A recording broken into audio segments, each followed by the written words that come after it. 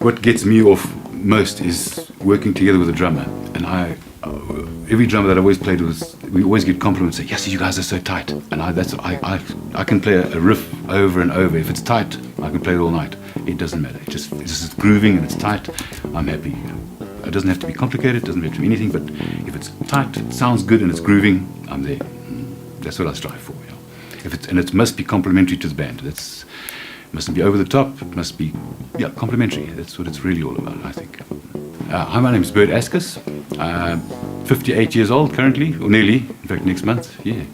I've been playing bass since I was basically 15. And I started off on bass because at the time, all my mates and I, we wanted to make a band. And we happened to have a guy who wanted to play drums and a guy who wanted to play guitar. So I said, hey, well, I'll play bass. It looks easy enough. Hey, and I've never looked back, I tell you. It's something that I just love with all my heart. It's like, I've tried guitar, I enjoy guitar, but eventually I'll just go back to good old bass, the basics. And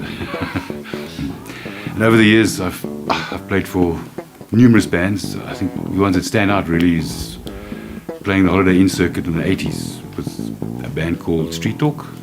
That was probably the most fun for me, but did we work hard. 5 nights a week, 3 months residencies, they called them.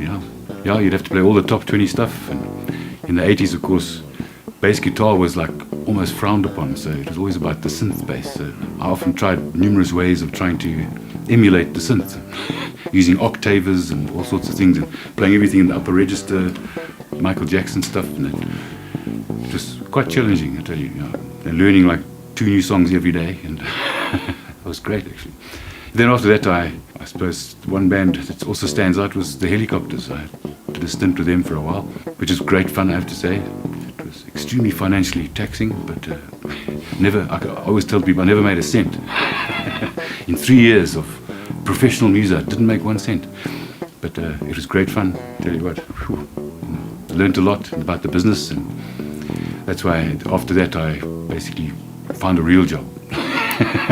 And it was always funny because all the equipment that I ever bought was always from money that I earned from a real job. Pretty sad.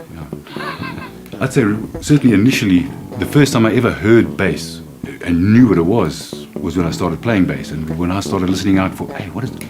That's what it is. Would you believe it's Deep Purple with Gary Thane, and it was the riffs that he used to pull out. It was beautiful stuff. So that's what started me off, and I used to often try and play like him, and then detracted once you started hearing other guys and how different they are. Sure, and it was really different. But since then, certainly in the 80s, was many influences, mainly I'd say Mark King, was probably one of the biggest. I never wanted to play like him because I didn't quite like what he played, but I certainly loved how he played, and I tried to incorporate that into a lot of the playing that I did as well. So I've gone almost full circle. I did the prog rock stuff, I did even a bit of jazz, a lot of blues. I love the blues, and now I just love pop music. Give me a good catchy tune and I'm hooked, I tell you. It's almost like I try and write riffs around catchy tunes, and I listen to all the new stuff and I pick up stuff that is absolute sheer brilliance. What these people write today, people aren't really aware of how good it is. People say today's music is rubbish. It's not. They've learnt a lot over the years. There's a lot of really good stuff out there. It doesn't have to be complicated, it doesn't have to be brilliant. It just hits you there. And it's just such a great feeling, especially when you're playing it. One thing listening to it, I could listen to a great bass line, but when you play it and it's with a full band and it's loud and the drummers, there's nothing in this world like it. It's like really, man. Let's say in the 80s, I can't even tell you how many songs I learned. It's nearly probably 1,000 songs I learned just in that 10 years, not even 10 years. But I'd say songs that stand out to this day, would you believe, it's Don't Stop Believing. Journey, I love Journey. As twee as it might be, but man, I tell you what, beautiful songs, beautifully played, well thought out, and just the bass line of Don't Stop Believing. It's just so simple, but man, the tone that's there, it's just incorporates so much. It's beautiful. One that stands out immediately is Chris Becker, and that was also in the early days when I was playing, and he was doing pretty much fusion jazz at the time with Johnny Faree. And I used to go and watch them at Jamison's in Braamfontein, and he was just a kid. He was like 18 years old. He was a cop as well.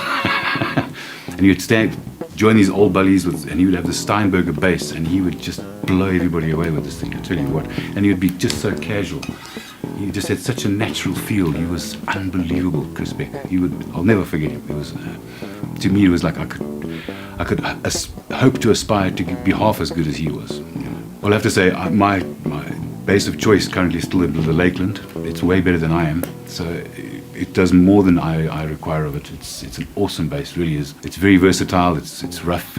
You can get anything out of it, and it's quite forgiving too, especially for a player like me who's a little messy at times. But yeah, the Lakeland, good old P bass, tone of a natural P bass. Also, it just hits you in the right spot.